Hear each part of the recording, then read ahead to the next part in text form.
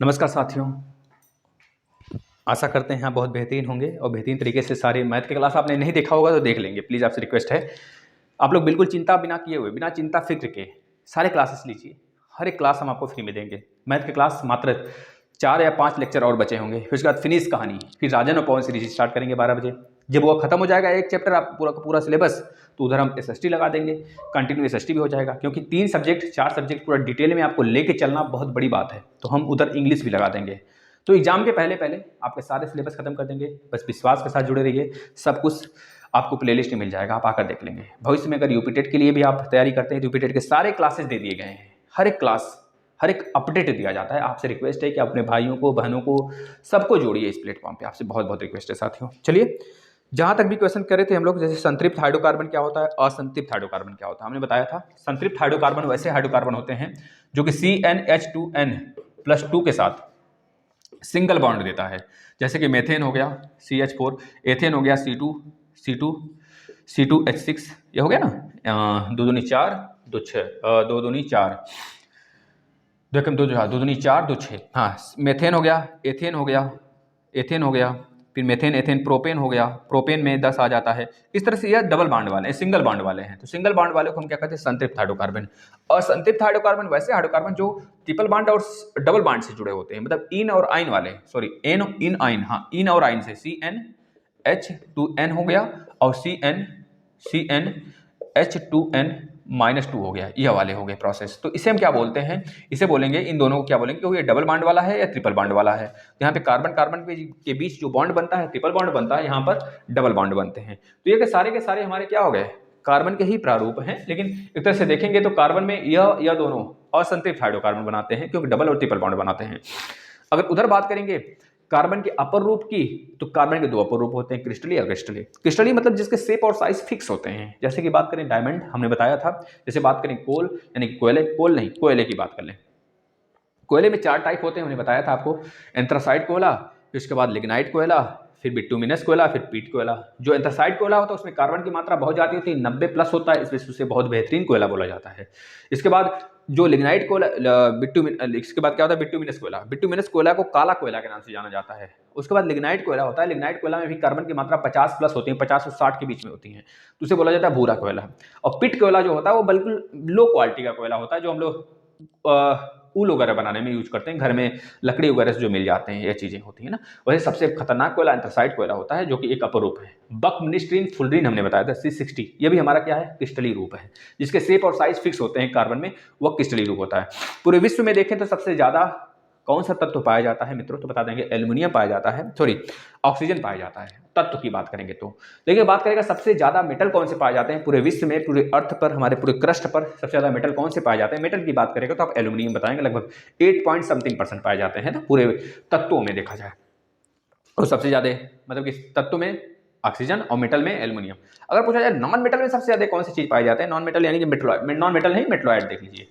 Metalloid में कौन पाए जाते हैं, नॉन मेटल में तो ऑक्सीजन आ जाएगा, है ना, जो गैस है एक। मेटल में एल्युमिनियम, और मेटलॉइड यानी कि जो ना ही मेटल हो ना ही नॉन मेटल हो, एक तरह से जिसमें करंट की संभावना हो सकती बह जाए, है ना, इस तरह से। जैसे कि बात करें जर्मेनियम हो गया, सिलिकन हो गया, यह सारी चीजें। तो आपको पता होगा, आपने सियाल सीमा क्रस्ट पढ़ा होगा, सियाल सीमा क्रस्ट, सियाल क्रस्ट पे पाया जाता है, सीमा, सीमा और निफे, निफे, निफे पढ़ा होगा। तो हमारे क्रोड में, हमारे मतलब क्रस्ट मेंटल कोर, हमारे क्रोड में सबसे ज्यादा आयरन की मात्रा और निकल की मात्रा देखने को मिलती है। इस वजह से चुंबक की तरह हम लोग चिपके रहते हैं धरती से। लेकिन जो सिलिकन होता है, एल्युमिनियम होता है, एल्युमिनियम तो एलिमेंट है और सिलिकन हमारा अधातु है, न धातु है न अधातु, मतलब कि एक तरह से उपधातु है। तो उपधातु में सिलिकन सबसे ज्यादा पाया जाता है हमारे धरती पर, और उसके बाद जर्मेनियम पाया जाता है। हमारे पूरे पीरियोडिक टेबल में कितने ऐसे उपधातु हैं जो कि सीढ़ी नुमा आकृति बनाते हैं, तो बता दीजिएगा। जो सीढ़ी नुमा आकृति बनता है हमारे पीरियोडिक टेबल में ना, तो हमारे मेटल को नॉन मेटल को बांटते हैं। वही 7 होते हैं हमारे क्या, उपधातु, सिलिकन, जर्मेनियम, पोलोनियम, टेलोनियम, बिस्मथ, और इसके बाद एंटीमनी, फिर एक लास्ट होता है भैया टेलोरियम पोलोनियम, हो गया टेलोनियम पोलोनियम, एक होता है बिस्मथ, एक और है। इस तरह से 7 होते हैं। 13वें ग्रुप से, पी ब्लॉक में 13वें ग्रुप से 16वें ग्रुप तक होते हैं। ये बात याद रखिएगा, जो आपको सारे एग्जाम में पूछा जा सकता है। बातें क्लियर हो रही हैं? अगले प्रश्न पे चलते हैं। हाँ, अगला प्रश्न देखिएगा, आपसे पूछा क्या गया है, यूरिया का संश्लेषण होता है, यूरिया का संश्लेषण कहाँ होता है? क्या वृषण में होता है, क्या फेफड़े में होता है, क्या यकृत में होता है, क्या अग्नाशय में होता है? अग्नाशय का मतलब एक तरह से हमारा ऐसा इंटरनल पॉइंट है, इंटरनल ऑर्गन है, जो कि एक तरह से इंटरनल ऑर्गन और मतलब एक तरह से दोनों तरह के काम करता है। जो एनस होते हैं हमारे, एनस आप समझ गए, एनस वो हमारे इंटरनल और एक्सटर्नल दोनों की तरह वर्क करते हैं ना।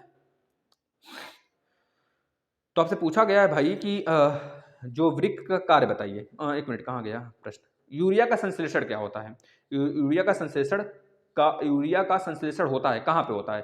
फेफड़े में होता है कि यकृत में होता है? यकृत में लीवर भाई, तो यूरिया का संश्लेषण हमारे लीवर में ही होता है, इस बात को याद रखना। यूरिया का फॉर्मूला कौन बताएगा? CN, एक मिनट, NH2CO NH2 यह होता है, याद रखना भाई, याद रखना, ये प्रश्न बहुत बार पूछा जाता है। हमारे प्रयोगशाला में सबसे पहले यूरिया का ही प्रैक्टिकल किया गया था, इस बात को, यूरिया का ही सबसे पहले बनाया गया था। NH2CO देख लेना को एक बार, NH2CO NH2 ऐसे ही कुछ है।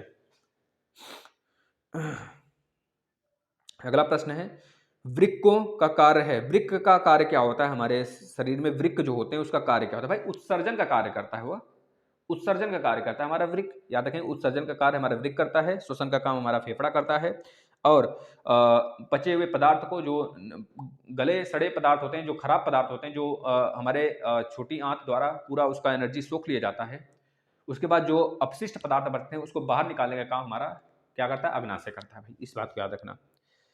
सबसे बड़ा आर्गन हमारे पूरे शरीर में क्या है? लीवर ही है। सबसे बड़ा बॉडी क्या है हमारे शरीर में? तो हमारा स्किन है, इस बात, सभी बात को याद रखना। सबसे छोटी हड्डी भाई क्या है? भाई हमारे कान की स्टेपिस है, स्टेपिस इनकस मैलिस, 3 हड्डियां पाई जाती हैं कान में, है ना। इसके बाद सबसे बड़ी हड्डी जांग की हड्डी, थाई की हड्डी होती है, आपको पता होना चाहिए ये सारी चीजें। विलियम हार्वे किसकी खोज के लिए प्रसिद्ध हैं? देखिए भाई, विलियम हार्वे रक्त परिसंचरण के लिए प्रसिद्ध हैं, याद रखना।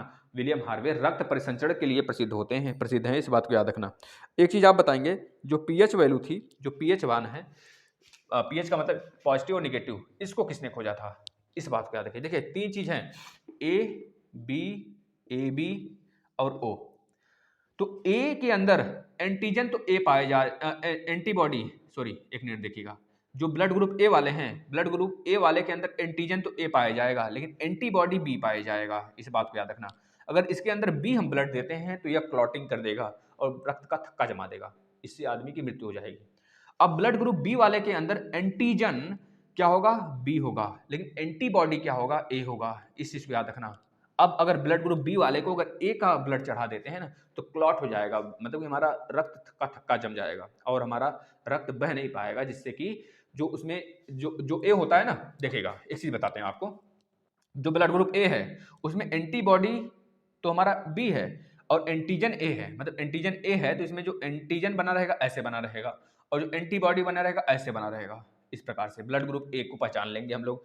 जिसको ब्लड ग्रुप चेक करना है भाई, उसमें रक्त का जो आप निकालते हैं ना, शीशे में रगड़ कर देखते हैं ना, तो उसमें यह चीजें हमको एक तरह से कण के रूप में दिखाई देते हैं। तो अगर ऐसे आकृति बनी है हमारे ब्लड में, एक ऐसी बनी है, ये मतलब यह वाला आकृति बना है, किसी आकृति एक ऐसे बना हुआ, ऐसे ये बना होता है, ऐसे नली के प्रकार में, ऐसे, फिर उसके बाद ऐसे और ऐसे, इस प्रकार के सिचुएशंस होते हैं। इसमें अगर ऐसे बना हुआ है तो हम समझ जाएंगे भाई हमारा ब्लड ग्रुप क्या है?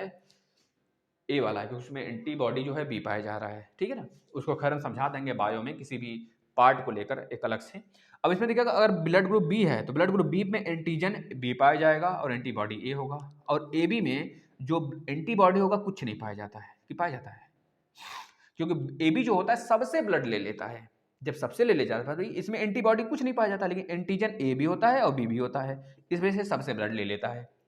और जो O होता है ना, ये सबको दे देता है, इस वजह से इसमें एंटीजन ना पाया जाता है, इसमें एंटीबॉडी पाया जाता है, ए भी और बी भी और ए बी भी पाया जाता है, मतलब ए बी मिल गया तो उसमें ए बी भी नहीं आएगा, इस तरह से समझ लीजिए ए और बी दोनों एंटीबॉडी इसमें पाया जाता है।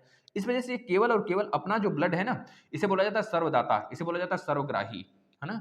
तो जो सर्वदाता होता है वो O निगेटिव होता है, इस बात को भी याद रखना, अगर O पॉजिटिव या निगेटिव आ गया तो O निगेटिव, है ना। चलिए आगे चलते हैं।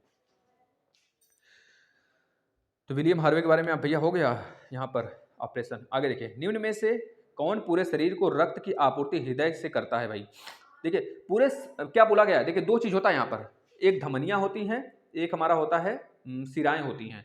तो जो सिराएं होती हैं, सिरा में एक तरह से गंदा खून बहता है, जो ऑक्सीजनेटेड नहीं होता है, डीऑक्सीजनेटेड होता है। और जो धमनियां होती हैं उसमें ऑक्सीजनेटेड ब्लड बहता है। हमारे ऑर्गन में, हमारे शरीर में जो हमारा लंग्स है उसमें 4 भाग होते हैं, आपको पता है 4 अच्छी होता है। इसमें ऊपर होता है और नीचे 2 चीजें, मतलब 4 चीजें, 4 उसमें कक्ष होते हैं हमारे ऑर्गन, हमारे फेफड़े के अंदर, मतलब एक तरह से लंग्स के अंदर। एक ऊपर हो गया, एक नीचे हो गया, यहाँ पर और यहाँ पर। यह अलिंद होता है, यह बायां अलिंद और यह दायां अलिंद, दायां अलिंद है ना। एक मिनट उल्टा हो गया भाई, यहाँ दायां अलिंद, यह दायां होगा ना, क्योंकि ऐसे देखेंगे ना तो ये दायां होगा। यह दायां अलिंद या बायां अलिंद, यह बायां अलिंद, अलिंद अलिंद, इस चीज को याद रखना, अलिंद। और यह निलय होता है, यह बायां निलय, बायां निलय, और यह होता है दायां निलय, यह होता है दायां निलय, दायां निलय, निलय भाई निलय, यह होता है बायां, यह होता है दायां अलिंद, अलिंद होता है। इस चीज को याद रखना, 4 कक्ष होते हैं। अब हमारा जो ब्लड होता है पूरे शरीर से, पूरे शरीर से जो ब्लड होगा, धमनी उसे मतलब सिराएं लेकर आएंगी, वो सिराएं पूरे नस, नस को सिरा बोला जाता है, सिराएं लेकर आएंगी किसमें, अलिंद में। अलिंद से किसमें आएगा, निलय में। निलय से किसमें जाएगा, फेफड़े में जाएगा। अब फेफड़ा काम करेगा क्या भैया, इसको सिरा, इसको भेजेगा महाधमनी, महाधमनी के थ्रू इसे भेजेगा बाह्य अलिंद में। और बाह्य अलिंद का काम होगा, इसे भेजेगा निलय में। निलय से फिर ये कहाँ जाएगा, हमारे शरीर में होते हुए पूरे शरीर में फैल जाएगा। तो जो शरीर में ले जाने का कार्य करता है वह धमनियां करती हैं, और जो हमारा इसमें लाने के काम करता है वो, सॉरी एक मिनट, जो शरीर में ले जाने का काम करता है वो सिराएं करती हैं, है ना। एक मिनट, महाशिरा महाधमनी, महाशिरा महाधमनी, एक मिनट रुकेगा, महाशिरा महाधमनी, हाँ सॉरी, महाधमनी करती है। एक चीज याद रखना, महाधमनी जो पूरे शरीर में ब्लड को ट्रांसफर करता है, यह ऑक्सीजनेटेड ब्लड होता है, जिसमें ऑक्सीजन होता है, मिलता है, ऑक्सीजन रहता है। उस ब्लड को पूरे शरीर के हर एक आर्गन को देने का काम यहां से कौन करता है, महाधमनियां करती हैं। और महाशिरा यानी कि सिराएं में ब्लड जो बहता है वह नीला नीला दिखता होगा, वह डीऑक्सीजनेटेड होता है, मतलब उसमें ऑक्सीजन नहीं होता है। वो पूरे ब्लड को लेके आता है, गंदे खून को, वो किसको दे देता है भैया, दायां निलय, दायां अलिंद को देता है, दायां अलिंद दायां निलय को देता है। फिर दायां निलय किसे पंप करता है, इसे चला जाता है फेफड़े में। फेफड़े उसे, फेफड़ा जो है बाहर से ऑक्सीजन लेता है, उसमें ऑक्सीजन मिला देता है। ऑक्सीजन मिलाने के बाद वो क्या काम करता है भैया, महाधमनी के थ्रू किसमें लाता है, सॉरी महाशिरा के थ्रू, महाशिरा के थ्रू इसमें लाता है, बायां अलिंद में, बायां अलिंद बायां निलय में लाता है। अब बायां निलय का काम होता है कि यह सीधे सीधे महाधमनी के थ्रू, महाधमनी के थ्रू पूरे शरीर में भेजे। तो याद रखना, धमनियां पूरे शरीर में ले जाती हैं, और जो हमारे सिराएं होती हैं वह एक तरह से फेफड़ा में ले जाने का काम करती हैं, है ना। तो इसमें क्या पूछा गया है, निम्न में से कौन पूरे शरीर को रक्त की आपूर्ति हृदय से कराता है, तो धमनियां कराती हैं। धमनियां बताया ना, धमनियां रक्त का पूरा, जो पूरे शरीर को रक्त की आपूर्ति कराती हैं, इस बात को याद रखना। और सिराएं गंदे खून को लेकर आती हैं, फेफड़े में जाती हैं, फेफड़ा उसे ऑक्सीजन मिलाता है, ऑक्सीजन मिलाकर पूरे शरीर में देता है। भाई ये चीजें अगर प्रोसेस समझ में आई हो तो अच्छी बात है, वरना कमेंट करिएगा। लंग्स पर एक वीडियो ला देंगे, लंग्स के पूरे स्ट्रक्चर पर, जिससे आप समझ जाएंगे ना। वैसे कोई परेशानी नहीं हुई होगी। दायां अलिंद, दायां निलय, बायां अलिंद, बायां निलय। दाएं अलिंद में डीऑक्सीजनेटेड ब्लड आएगा, कौन लेकर आएगा, महाशिरा लेकर आएंगी, सिराओं से होते हुए महाशिरा लेकर आएंगी। महाशिरा किसमें देंगी, दायां अलिंद में देंगे, दायां अलिंद से फिर दायां निलय में आएगा। दाएं निलय से ये कंप्रेस होगा किसमें, फेफड़े में। फेफड़ा काम कर क्या करेगा, यहाँ पे महाशिराएं जो यहाँ पर आए रहेंगी वही महाशिरा यहाँ पे होंगी। अब महाशिराओं से किसमें आ जाएगा भाई, सिराओं में, सिरा से होते हुए आ जाएगा बायां अलिंद में, बायां अलिंद से आएगा बायां निलय में, बायां निलय फिर कंप्रेस करेगा। जैसे ही कंप्रेस करेगा बायां निलय, तो वहां पर महाधमनियों के थ्रू पूरे शरीर में चला जाएगा। इस तरह से याद रखना भाई, ठीक है। ये प्रोसेस था पूरे हमारे फेफड़े का, लंग्स का। भाई जो डायफ्राम लगा होता है लंग्स में, देखते हैं ना कभी कभी अगर किसी का डेथ हो गया, एक्सीडेंट हुआ, तो डायफ्राम में टूट जाता है, तो आदमी सांस ले ही नहीं पाता, सांस लेता है भड़बड़ा के फैल जाता है, उसका जो लंग्स होगा फैल जाएगा, क्योंकि डायफ्राम ही होता है जो हमारे जैसे गुम्बाड़ा हो गया, गुम्बाड़ा की जब आकृति बढ़ जाएगी, जब बहुत ज़्यादा आप हवा भर देते तो फूट जाता है। उसी प्रकार से इसकी आकृति के लिए जो इसको एक तरह से कहता है बस इतने ही चाहिए हमें, बस इतना ही खाना खाना है, इसके बाद खाएंगे तो ओवर हो जाएगा, फिर उसके बाद उल्टी दस्त ये सारी चीज़ें होंगी। उसी प्रकार से लंग्स भी होता है, लंग्स के नीचे डायफ्राम लगा होता है जो उसे सपोर्ट करता है कि भाई बस इतना हवा चाहिए, इससे ज़्यादा नहीं चाहिए, अब बाहर निकालो फिर अंदर लो। तो ये सारा काम डायफ्राम का होता है। डायफ्राम जो कि संतुलन में बना के रखता है, एक तरह से सपोर्ट करता है हमारे लंग्स को, है ना, बचाता है। जब कभी कभी एक्सीडेंट होगा तो लंग्स ही, मतलब एक तरह से डायफ्राम ही टूट जाता है, तो लंग्स में हवा कितना लेना है कितना जाना है खत्म हो जाती है कहानी, है ना। 1 मिनट में जो हमारा लंग्स, हमारा वो जो धड़कन है वो 72 बार धड़कता है, और एक धड़कन में 70 लीटर ब्लड को क्या करता है, प्योरीफाई करता है। अब 70 का गुणा 12 में कर लीजिए तो आपको पता हो जाएगा 1 मिनट में कितना लीटर हवा को वो प्योरीफाई करता है, मतलब एक तरह से कितना हवा लेता है, ये चीज़ें आप निकाल सकते हैं। देखिए 7 दूनी 14 को 4 हाथ में, एक साथ 7 से 49 एक 50, समझ रहे भाई। 5 लीटर या मिली है, ये मिली है, मतलब 5 लीटर खून को, एक तरह 5 लीटर खून को वो प्योरीफाई करता है हमारा धड़कन, हमारा एक तरह से करिए फेफड़ा भाई, है ना। इस चीज़ को याद रखिएगा भाई। चलिए आगे चलते हैं। एटीपी है, एटीपी क्या है? एटीपी एडियोटीन ट्राइफॉस्फेट, ये होता है उसका एटीपी का फुल फॉर्म। एटीपी क्या होता है भाई? एटीपी बता दें, एक अणु जिसमें उच्च ऊर्जा युक्त फास्फेट बंद होते हैं। एक ऐसा अणु जिसमें कि उच्च ऊर्जा युक्त फास्फेट का बंद होता है, फास्फेट का बंद होता है। हमारे पूरे शरीर में धातु की बात करें तो सबसे ज्यादा धातु कैल्शियम पाया जाता है हमारे पूरे शरीर में, लेकिन जब तत्व की बात करें तो ऑक्सीजन पाया जाता है। इस बात को याद रखना भाई, है ना। ऑक्सीजन श्वसन का क्या बोल रहा है इसमें? ये गड़बड़ है, प्रश्न गड़बड़ है। चलिए नेक्स्ट। कोशिकीय क्रियाओं में सामान्य तुरंत उपयोगी ऊर्जा, यह भी क्या प्रश्न कटा हुआ है प्रश्न, है ना। चलिए अच्छा आगे देख लेते हैं, उस प्रश्न को बाद में देख लेंगे हम।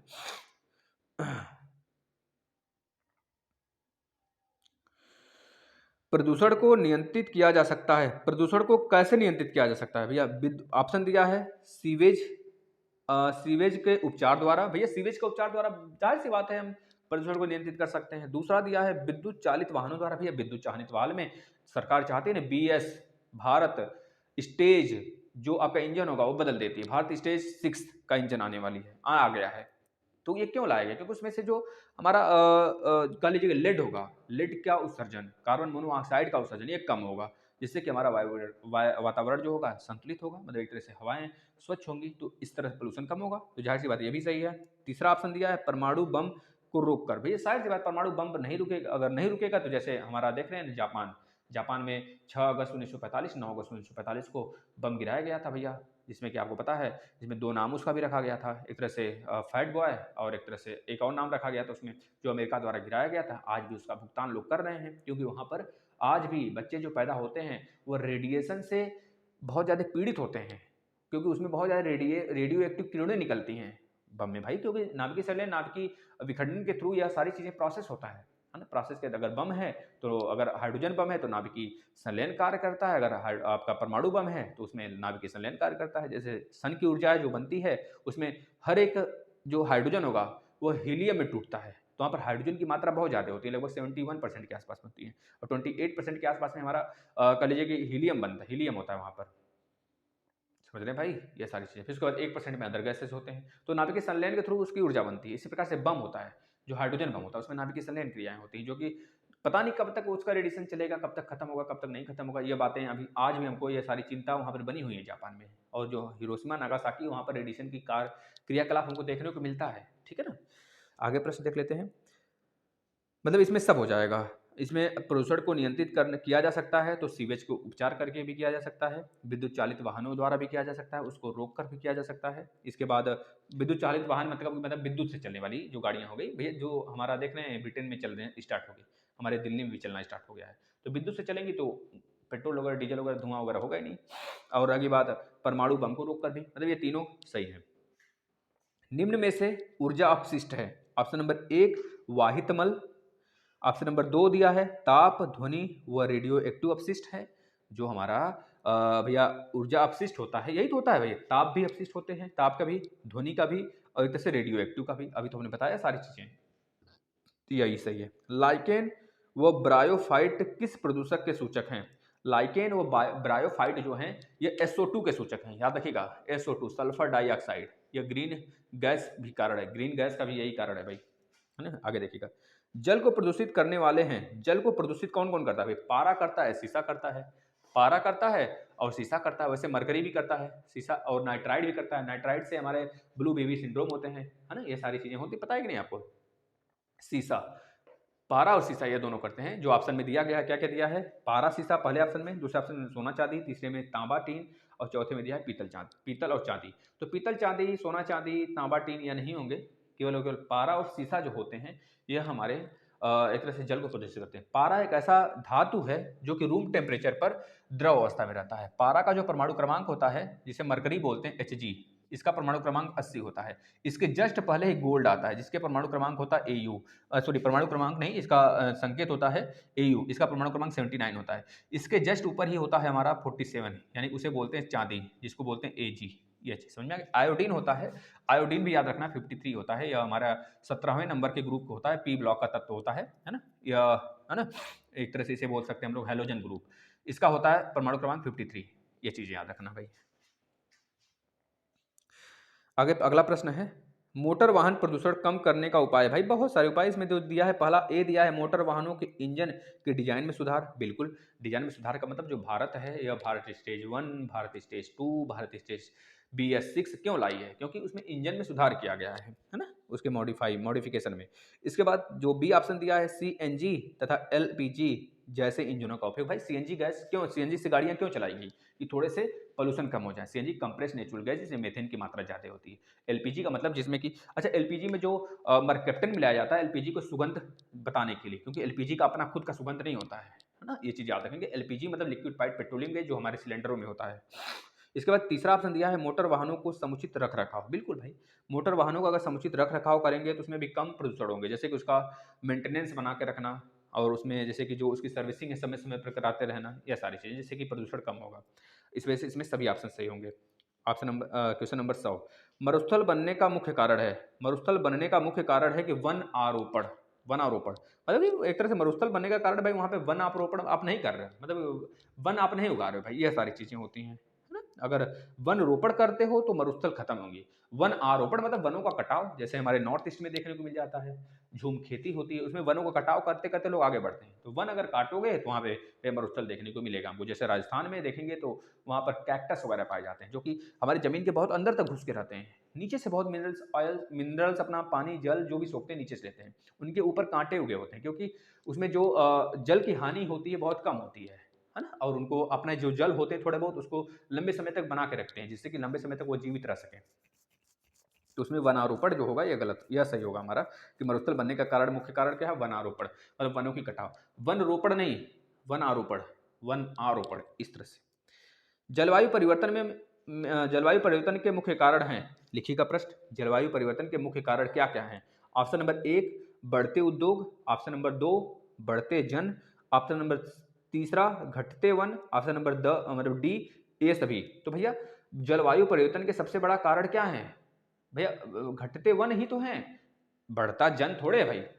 आदमी बढ़ रहा है तो जलवायु परिवर्तन का कारण थोड़े है आदमी, नहीं। अगर वन आप काट रहे हो, वन काट रहे हो, वन लगा रहे हो, तो यही तो हमारे जलवायु परिवर्तन के कारण होंगे। तो यानी कि घटते वन, अगर वन की कटाई हो रही है तो जलवायु परिवर्तन होगा, क्योंकि हमारे इन्वायरमेंट से छेड़छाड़ करोगे तो कोरोना, कोविड-19, ओमिक्रॉन और डेल्टा वायरस ये सब आ जाएंगे भाई, फिर समझ रहे हो ना।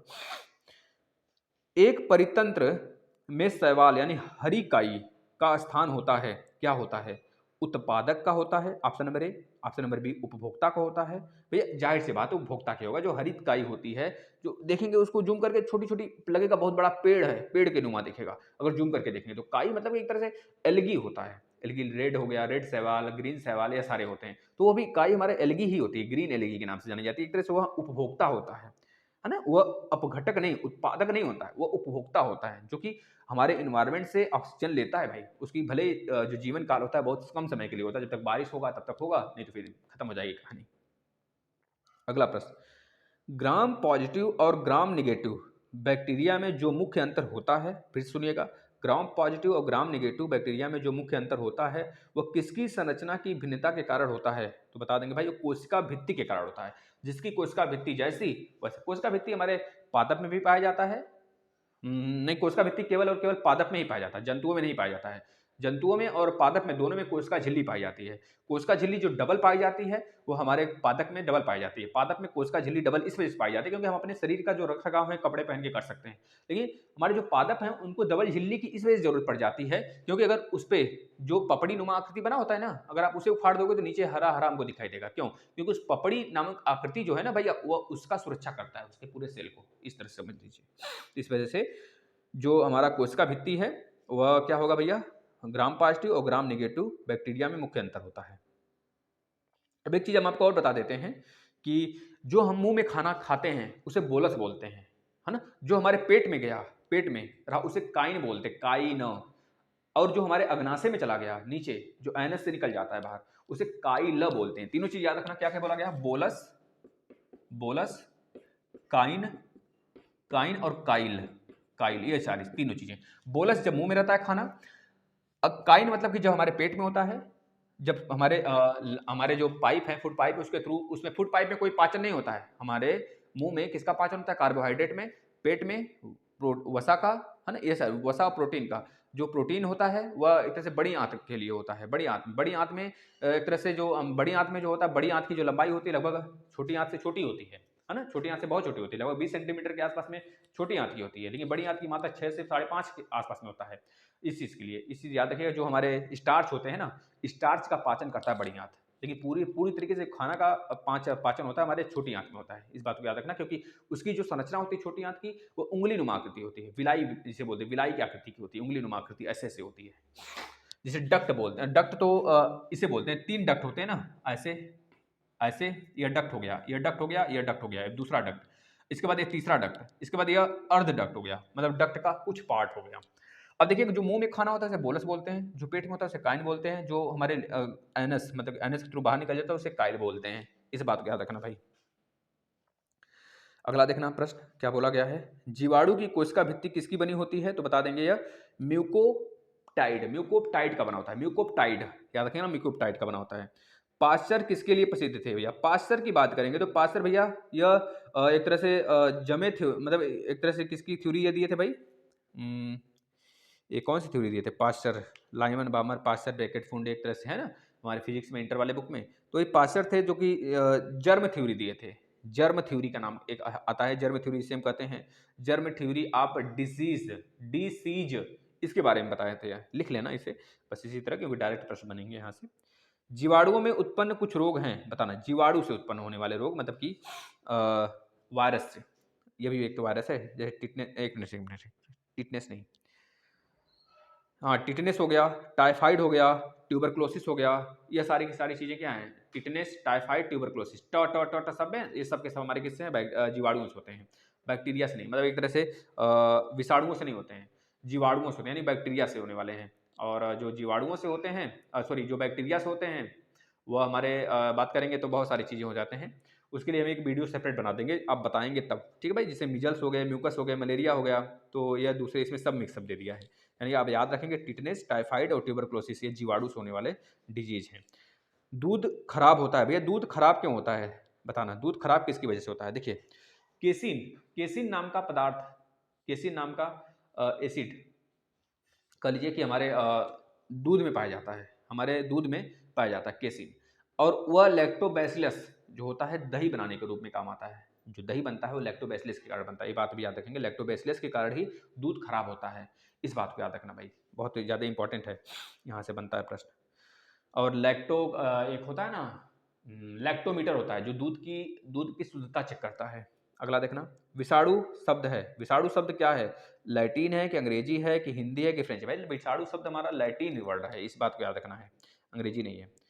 बैगन की छोटी पत्ती रोग किसके द्वारा होता है, देखिए बैगन की जो छोटी पत्ती का रोग है भैया, वो होता है हमारा माइकोप्लाज्मा के कारण होता है ना, माइकोप्लाज्मा के कारण होता है। बैगन में जो छोटी पत्ती हो जाते हैं, बड़ी पत्ती होना चाहिए था, छोटी पत्ती ही रह जाते हैं, तो माइकोप्लाज्मा के कारण होता है उनको डिजीज। एड्स, एड्स का full form acquired immuno deficiency syndrome, याद रखना। जो एड्स होता है, एड्स का वाहक कौन होता है, क्या विषाणु होता है कि जीवाणु होता है, क्या होता है भैया, एड्स जो होता है वह, उसका जो वाहक होता है वह होता है भाई विषाणु होता है, याद रखना। वो भी उसको बोलते हैं ना, देखना इम्यूनो होता है ना, जो आपके इम्यूनिटी की बूस्ट करने के लिए होता है। देखिए उसका नाम अभी क्लियर नहीं आ पा रहा है मुझे, मेरे दिमाग से स्किप कर दिया, क्या नाम था भाई, एड्स, एड्स में जो आपके जो इम्यूनिटी होती है वो घट जाता है, पहली बात है, और घटता चला जाता है। एड्स जिसे हो गया उसका मृत्यु होना निश्चित है, यह चीज़ें हो गई जो कि गलत संबंध से और गलत वाहक से भी, जैसे कि बहुत सारे ब्लड्स वाले जो मच्छर होते हैं, मच्छर से भी बहुत ज़्यादा होते हैं एड्स वगैरह, अगर हो सकते हैं, मच्छर से नहीं कह लीजिए, जो कि ब्लड्स मतलब गलत सेक्सुअल रिलेशन से होते हैं सारी चीज़ें। इसका वाहक जो होता है यह आदमी होता है, ये चीज़ याद रखना, लेकिन जो जिससे होता है वह फीमेल्स होती हैं, फीमेल्स में होने के बाद और वाहक का काम पुरुषों का हो जाता है। इस तरह से याद रखना, एक्वायर्ड इम्यूनो डेफिशिएंसी सिंड्रोम जो होता है विषाणु का कारण है ये चीज़ें। केल्विन पैमाने पर पानी का क्वथनांक होता है, भैया हमने बता रखा है बहुत बार आपको, केल्विन पैमाने पर पानी का क्वथनांक 373 होता है। और केल्विन हीट टेम्परेचर का मतलब कि ताप का एक तरह से मात्रक है, इस बात का याद रखना। हमने फार्मूला बताया था ना भाई, फिर से देख लीजिए फार्मूला क्या होता है। C/5 बराबर F-32 बटे के 9 बराबर में K-273 बटे के 5। इसके बाद रोमर भी एक होता है, तो यह सेंटीग्रेड, फ़ारेनहाइट और केल्विन। केल्विन ही MKS पद्धति का मात्रक होता है। अब देखना इसमें पूछा गया सेंटीग्रेड, 100 सेंटीग्रेड पे पानी उबलने लगेगा। अब 100 को केल्विन बदलना है तो 5 काट दीजिए, K बराबर 273 प्लस में 100 ऐड कर दीजिए, मतलब 373 केल्विन पर पानी उबलने लगेगा, पानी का क्वथनांक हो जाता है, मतलब ज़्यादा हो जाता है। दो वस्तुओं के ताप में 63 डिग्री सेंटीग्रेड का अंतर है तो केल्विन पैमाने पर यह अंतर होगा। भैया देख लेना, दो वस्तुओं के ताप हैं उसमें 63 डिग्री का अंतर है तो केल्विन पैमाने पर यह अंतर होगा। भैया 63 सेंटीग्रेड है तो 63 यानी कि K बराबर 273 प्लस में 63 कर दीजिए, यह आपका निकल के आ जाएगा।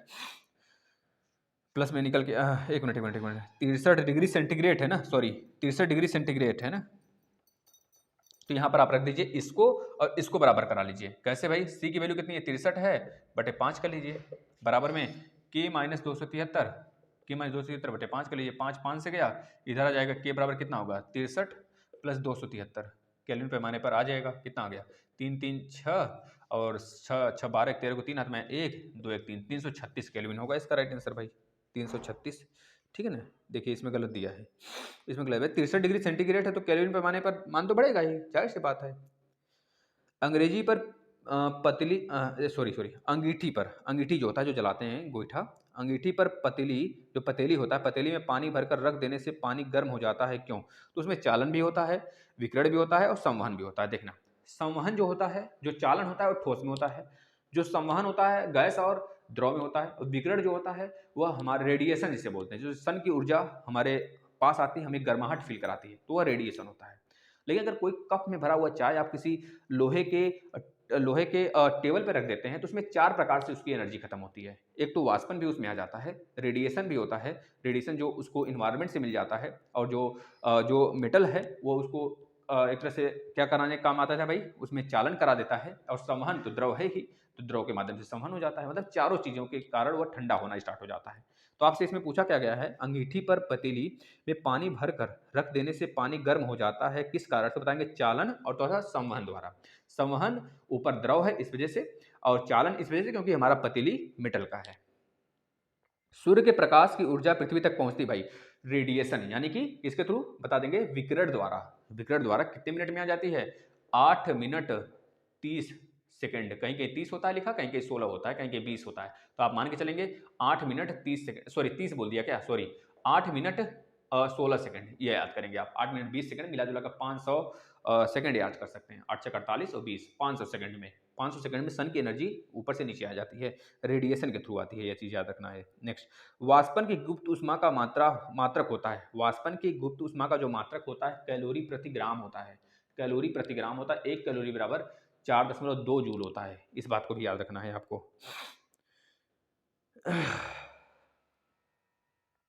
पानी की विशिष्ट ऊष्मा होती है, पानी की विशिष्ट ऊष्मा क्या अधिकतम होती है कि न्यूनतम होती है कि समान? भैया पानी की विशिष्ट ऊष्मा सबसे अधिक होती है, इस बात को याद रखना।